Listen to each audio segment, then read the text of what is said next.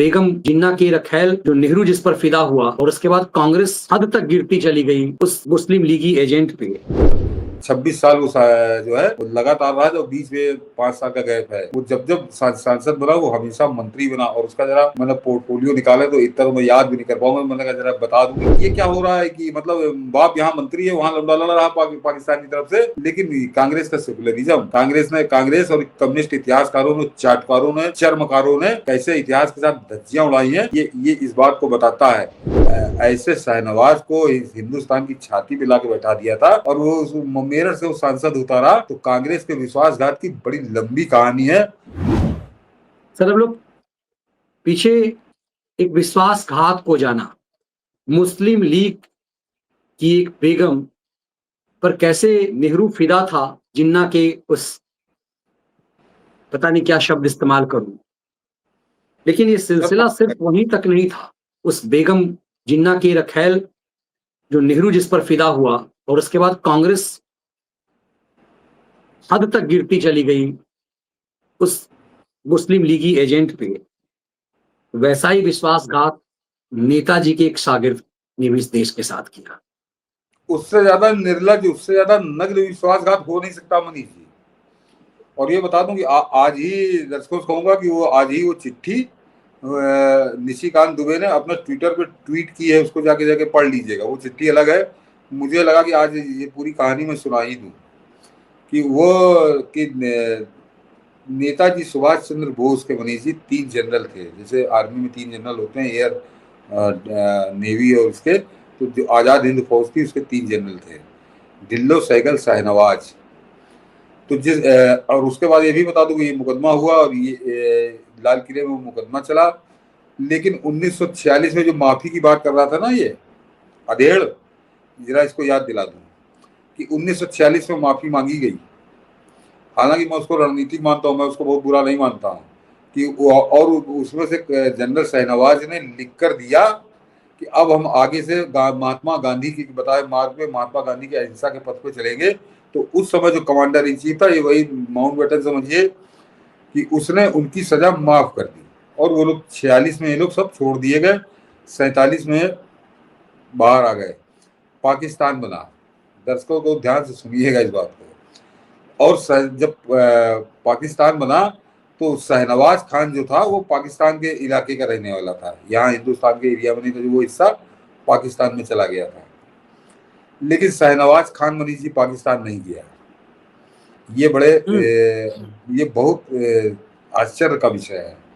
और क्यों आश्चर्य का विषय क्यों है कि ऐसा मेरे ख्याल से उस पूरे पार्टीशन की हिस्ट्री में अकेला आदमी है, उस पूरे पार्टीशन की हिस्ट्री में अकेला आदमी है कि जिसका पूरा खानदान वही था, बीवी थी, 6 बच्चे थे, वो भी पाकिस्तान में ही रहे, वो यहाँ नहीं आए, उनका प्यार नहीं जागा। लेकिन शाहनवाज खान का प्यार जाग गया कि मैं तो हिंदुस्तान में रहूंगा, मैं पाकिस्तान नहीं जाऊंगा, और इसके लिए उसने अपने बीवी बच्चे सब छोड़ दिए, वो सब वही पाकिस्तान में रहने लगे, वो यहाँ आके रहने लगा। क्यों रहने लगा, इसकी कहानी समझिए जरा। कि ऐसा मैं कह रहा हूँ कि चैलेंज करता हूँ कि पूरे पार्टीशन की हिस्ट्री में ऐसा व्यक्ति आपको नहीं मिलेगा। और पहले चुनाव में ही नेहरू ने उसको टिकट दिया कांग्रेस का, वो कांग्रेस का टिकट पाया, और पहले चुनाव में टिकट पाया, वो एमपी हुआ। यहाँ उत्तर प्रदेश के मेरठ से वो एमपी का चुनाव जीता। रहने वाला वो पाकिस्तान का था, पूरे बाल बच्चे, भाई बंद, जितने पूरा खानदान सब पाकिस्तान में, वो अकेला यहाँ रह रहा था। क्यों रह रहा था, ये कोई एल्कोहन वाली कहानी थी क्या, इजरायली जासूस वाली? इसको समझिएगा जरा, अभी ध्यान रखिएगा कि वो आदमी यहाँ रहने लगा और पूरा परिवार वहां पे। 1952 का चुनाव जीता, 1957 का चुनाव जीता, कांग्रेस के टिकट पर मेरठ से चुनाव लड़ता था। मुस्लिम वाला समीकरण आप समझ लो कि वो कहाँ पाकिस्तान का, मेरठ से कोई लेना देना नहीं। लेकिन वो 52 का चुनाव मेरठ में जीता, फिर 57 का जीता, फिर 62 का जीता, और फिर 71 का जीता, 77 में वो हार गया था। और आपको ये भी ताजुब होगा मनीष जी कि 52 से लेकर वो 77 तक वो मंत्री रहा सरकार में, केंद्र सरकार में, यानी 20 साल क्यों बल्कि और ज्यादा, 51 से 77, 78, कितने साल समय हो गया, 26 साल वो जो है वो लगातार रहा, जो बीच में 5 साल का गैप है। वो जब जब सांसद बना वो हमेशा मंत्री बना, और उसका जरा मैंने पोर्टफोलियो निकाले तो इतना तो मैं याद भी नहीं कर पाऊंगा। मैंने कहा जरा बता दूं कि कब का वो मंत्री रहा, और किन पोस्टों पर रहा, ये आप सुनेंगे तो ताजुब करेंगे। ये भगवान, हाँ मतलब इतिहास से इन सब चीजों को गायब करके रखा गया। हाँ, ये the parliament secretary and deputy minister of railway and transport for 11 years, यानी डिप्टी मिनिस्टर रेलवे ट्रांसपोर्ट का वो 1952 से 1956 तक और 1957 से 1964 तक वो रेलवे का डिप्टी मिनिस्टर था, रेलवे एवं ट्रांसपोर्ट मिनिस्टर। और उसके बाद 1965 में minister of food and agriculture हुआ। फिर उसके बाद 1966 में minister of labour employment and rehabilitation हुआ। Minister of steel and mines, minister of petroleum and chemical industries 1971 से 1973 तक रहा। Minister of agriculture and irrigation 1974-75 में रहा। Minister of agriculture and irrigation 1975 से 1977 तक रहा। और चेयरमैन नेशनल सीड्स कारपोरेशन है, लगातार वो कैबिनेट मंत्री रहा। ये वो आदमी है। और जरा इसको खेल इसका समझिए। ये आपने सुना, ये 1952 से 1977 तक का इसका इतिहास, राजनीतिक इतिहास, नेहरू की कृपा से। लेकिन 1965 का जो भारत पाकिस्तान युद्ध हुआ था मनीष जी, उसमें इसका लौंडा, इसी शाहनवाज खान का, वो पाकिस्तान की आर्मी की तरफ से लड़ रहा था हिंदुस्तान के खिलाफ। ये एक खास बात है। उसका लौंडा जो था वो हिंदुस्तान के खिलाफ लड़ रहा था, मगर ये इसको परिवार छोड़ दिया था। ये हिंदुस्तान में रह रहा था, ये हिंदुस्तान में रह रहा था और हिंदुस्तान की सरकार में मंत्री था। और एक बहुत गंभीर सवाल करने जा रहा हूं जो कोई नहीं पूछता, ये कांग्रेसी जो बताते उसका भी धज्जी उड़ाता हूं कि जब 1952 से 1975 तक जब शाहनवाज खान मंत्री था और 1965 में जब वो बना कैबिनेट मिनिस्टर बना है, उसके मंत्री रहते पाकिस्तान ने 2 बार हमला करके युद्ध किया है। और जैसे ही वो हटा उसके बाद पाकिस्तान ने कभी हमला नहीं किया मनीष जी। क्या ये कोई रिश्ता है क्या आपस में? लौंडा उसका पाकिस्तान की आर्मी में मेजर कैप्टन, वो हिंदुस्तान के खिलाफ लड़ रहा था जब बाप यहाँ तो मंत्री था कांग्रेस की सरकार में। और कमाल है। उस समय बहुत हल्ला मचा कि ये क्या हो रहा है, कि मतलब बाप यहाँ मंत्री है, वहां लौंडा लड़ रहा पाकिस्तान की तरफ से। लेकिन कांग्रेस का सेकुलरिज्म, कांग्रेस और कम्युनिस्ट इतिहासकारों ने, चाटकारों ने, चर्मकारों ने कैसे इतिहास के साथ धज्जियां उड़ाई हैं, ये इस बात को बताता है। और लेकिन अभी इसकी कहानी यही नहीं खत्म होती मनीष जी। आगे आगे जरा इसका जानिए कि आगे इसने क्या गुल खिलाए थे। इसका भतीजा देखिए, मैं निकाल रहा हूं। इसका भतीजा था जहीरुल इस्लाम। और जहीरुल इस्लाम जो था वो पाकिस्तान में ISI का हेड हुआ है और 5 साल वो रहा है। उसकी अलग कहानी है कि ये लड़का है पाकिस्तान इसमें। और जहीरुल इस्लाम 2012 से 2017 तक पाकिस्तान की ISI के 2007 से 2012 तक ISI का हेड रहा। वो डायरेक्टर जनरल था, वो DG ISI। और वो शाहनवाज खान हिंदुस्तान में यहाँ पे मंत्री था कांग्रेस की सरकार में। क्या कारण था? और अब बताता हूँ कि ये कारण क्या था।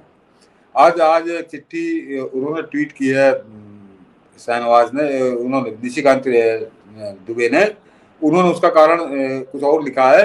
लेकिन वो कारण सही हो सकता है कि क्योंकि इंग्लैंड ने शर्त रख दी थी कि हम जो ट्रांसफर करेंगे पावर, तो हम नेताजी सुभाष चंद्र बोस को देंगे, तुमको नहीं दे बनाएंगे प्रधानमंत्री। क्लीमेंट एटली का ये चिट्ठी उन्होंने किया। वो चिट्ठी की विश्वसनीयता पे मैं कुछ कहूंगा नहीं, लेकिन अगर उन्होंने चिट्ठी ट्वीट की है तो उस पर कांग्रेसी आके जवाब दे।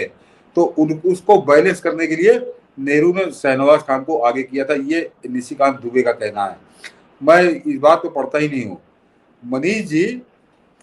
मैंने इसीलिए शुरू में बताया कि नेताजी के 3 जनरल थे, सहगल, ढिल्लो, शाहनवाज।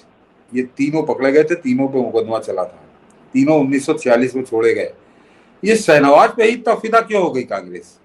कर्नल ढिल्लो के साथ क्या हुआ? जनरल ढिल्लो के साथ, ढिल्लो के बारे में लोग जानते नहीं मनीष जी कहाँ है। वो जनरल सहगल जो थे वो कानपुर में आके बस गए थे। उनकी पत्नी थी लक्ष्मीबाई सहगल, वो डॉक्टर थी। तो वो कानपुर में डॉक्टरी करके उनका क्लिनिक चलता था, वो चलाती थी। और ये सुभाषनी अली जो है इसकी माँ थी वो। तो लक्ष्मी सहगल और सहगल वो यहाँ रहते थे। और जनरल ढिल्लो कहाँ गए? तो जब 3 थे और तुमको बड़ा सम्मान करना था तो तुमने ढिल्लो को क्यों नहीं मिनिस्टर बनाया, ढिल्लो को क्यों नहीं MP बनाया, सहगल को क्यों नहीं बनाया, शाहनवाज को बनाया गया। और मैंने कह रहा हूँ कि पूरे पार्टीशन की हिस्ट्री में लाखों परिवार इधर से उधर हो गए। मुझको एक मुसलमान का नाम बताइए कि जिसने अपनी बीवी छोड़ दिए हो, अपने 6 बच्चे छोड़ दिए हो और कहा कि नहीं मैं तो हिंदुस्तान में रहूंगा। ये सेटिंग वाली बात थी मनीष जी।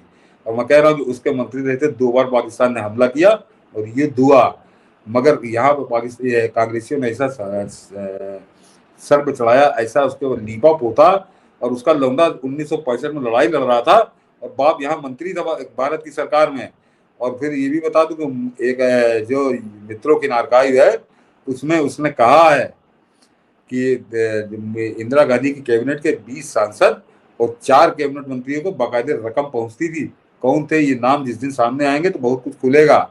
तो ऐसे शाहनवाज को हिंदुस्तान की छाती पे लाके बैठा दिया था और वो मेरठ से वो सांसद उतारा। तो कांग्रेस के विश्वासघात की बड़ी लंबी कहानी है। पिछले जो हम लोगों ने जिक्र किया था बेगम एजाज रसूल और ये दूसरा शाहनवाज खान। अगर मैंने कहा ना, अगर नेताजी से इतना प्यार था, नेताजी के जनरलों से इतना प्यार था, तो जनरल ढिल्लो और जनरल सहगल कहाँ चले गए बेचारे। उनकी पत्नी जो थी बाद में कानपुर में क्लिनिक चला के चलती रही, बाद में लड़की नेतागिरी करने लगी तो सुभाषनी रही। लेकिन ये लोग भारत में थे, पूरे बाल बच्चों के साथ रहते थे, अपना परिवार नहीं छोड़ा था। उसने तो परिवार ही छोड़ दिया। तो मनीष जी, परिवार ऐसे नहीं छोड़ देता कोई बड़े उद्देश्य के साथ छोड़ता। और ये भी बता तो दूं, परिवार तो आना जाना तो रहा ही होगा इसका, ये पाकिस्तान जाता होगा, इसके बच्चे यहाँ आते होंगे। मैं एक और बता दूं मनीष जी बात, कि चाहे जितना इसके बारे में बताएं, एक और थे हिंदुस्तान के बड़े नेता थे और उनको सीमांत गांधी कहा जाता है। वो थे खान अब्दुल गफ्फार खान। और वो उसी केपी के थे जो केपी के आज पाकिस्तान से अलग होने की लड़ाई लड़ रहा है।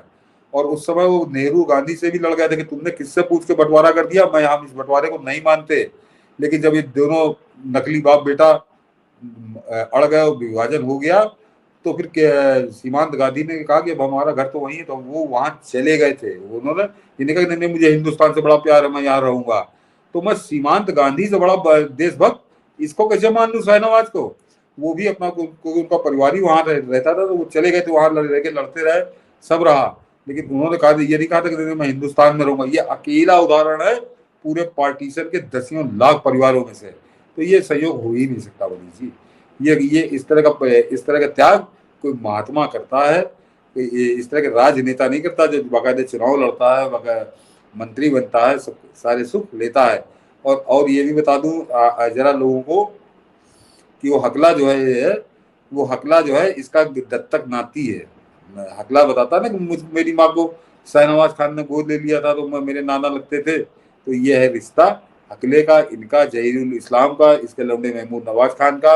ये पूरा गठजोड़ जोड़ लीजिए तो एक बड़ी भयानक तस्वीर उभरती है।